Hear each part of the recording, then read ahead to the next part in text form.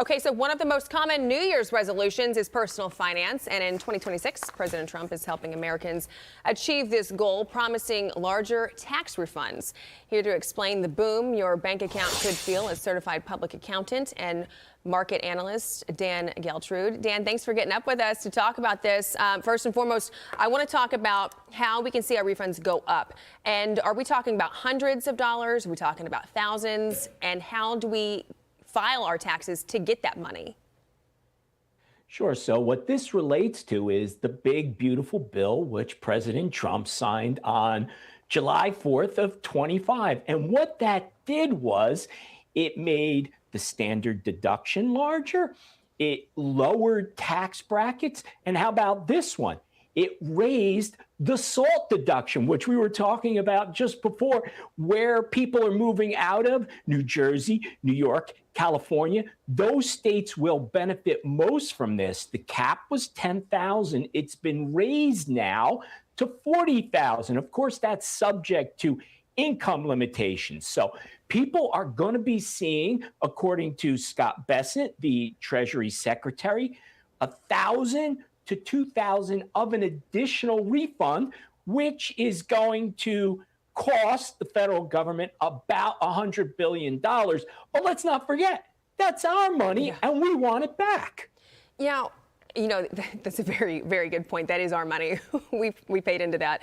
I want to talk about the child tax credit. Is there anything that's going to change with that? Because I know, before I had a baby, I had heard about it, obviously, but I didn't know too much into it. So is there anything that a new parent needs to know, or perhaps a pregnant woman who's about to embark on that journey?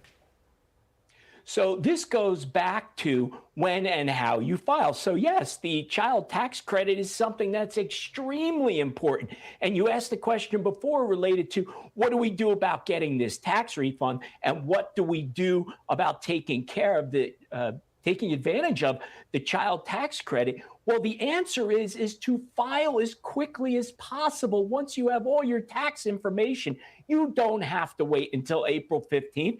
Get it filed as quickly as possible. And again, get your money back. I know. That's all I think about is like, I just want my money back. Let's dig a little deeper into this personal finance New Year's resolution. I love that people are getting more involved in this. This is actually something that I have actively been working on, and I'm hoping to improve on in 2026. So if somebody were saying, hey, I want to save more money, I want to get the most out of my money, where would you tell them to start? Well, here's the thing. For 2026, what you want to do is look at your withholdings, because why would you let the government hold your money all year? So you want to adjust those withholdings to maximize what you're going to get in your net paycheck. Now, what I tell people is the first thing that you want to look at is look at personal debt. Like credit cards, that generally has the highest interest rates. So what you want to do is chip away at that and get that number down. Now, I know a lot of people may be thinking, well, it's extra money, let me go out and spend, and you can certainly do some of that if you want. But the smart financial move is to take down your personal debt. Credit card debt is at all-time highs.